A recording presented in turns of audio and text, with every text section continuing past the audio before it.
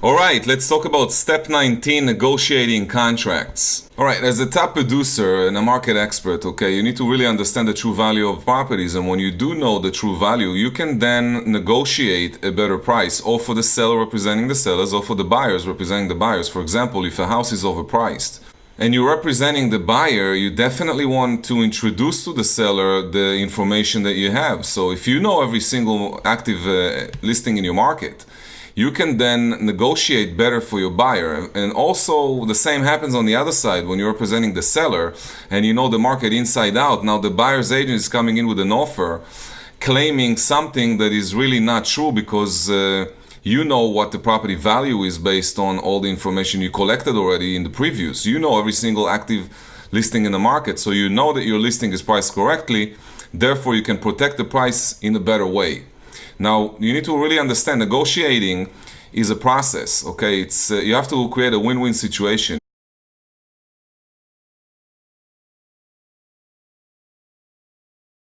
All right, top producers don't allow their emotions get in the process. You should really remove your emotions from the process. A lot of agents get pissed off, they get nervous, they get excited, you should really stay calm. You're negotiating a deal, and the more emotions you're going to put in the process, the less chance of you winning.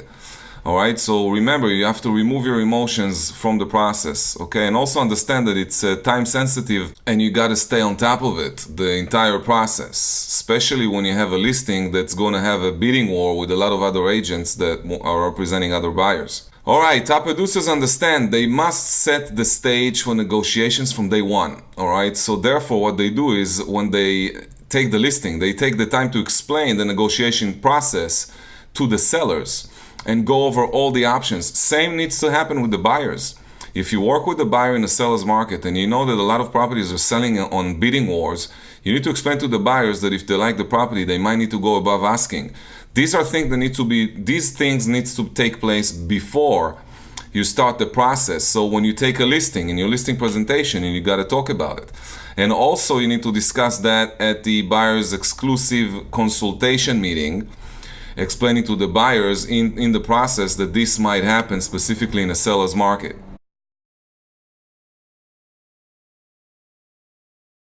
Now, market conditions are always changing. You know, a buyer's market is changing into a seller's market, and a seller's market is changing into a buyer's market. So we must be ready to change the negotiation style. In a seller's market, the seller is holding the upper hand, and in a buyer's market, the buyer is holding it. So you got to know exactly which market you're in and negotiate accordingly. Another thing you got to understand is motivation. If a seller is not motivated, all right, the property is not going to sell. If the buyer is not motivated, it's not going to up his offer. So it's really important that in addition to knowing which market we're in, when negotiating, it's also crucial to understand your client's motivation. All right, and also their personality style. If you're a driver and your client is amiable, they're going to get intimidated when you push them. Now, if you're amiable and the other agent representing the buyer or the seller are super drivers, you might feel intimidated and get your emotions involved in the process and lose. So you really need to participate in the disc profile training programs that we offer, as well as the listing presentation. We mentioned that as well. All right, so what happens in the process of negotiations? Number one is you're going to write up a contract offer, right, that the buyer feels comfortable with if you represent the buyer. And then immediately want to call the listing agent to inform them that you have an offer and ask them what's the best way to send the contract. Some of them want it via email, fax, hand deliver, all that stuff. Now, sometimes in the bidding war, it's very important for you to go and hand deliver your offer straight to the broker of record, especially in super competitive markets. All right. Then after sending the offer, you want to get and receive a confirmation from the agent representing the seller that your offer was presented to the seller. All right. You're going to call the agent within 24 hours to make sure that the offer was presented and get a verbal answer, a counter offer, or a yes, a no, or a counter offer. If the offer is accepted, you're done with negotiations, and that's basically it. If it's not, then go to step 6, which is you want to get a counter from the seller, and you want to contact the buyer immediately to discuss the counter and get a second offer. So this can take place a few times. You make an offer, let's say the owner is asking for 550 and your buyer is making an offer for 510. Seller comes back with 535. You go back to the buyer with a 535. They're at 510. So now they need to come up, or there's no deal. So if they really want the house, they need to come up with the offer. Buyer might come up to 520, 525. Then you need to represent again to the other agent, back and forth like that, until you have yourself a contract. And then once you have a contract, obviously the negotiations are over. Now, be patient, be smart.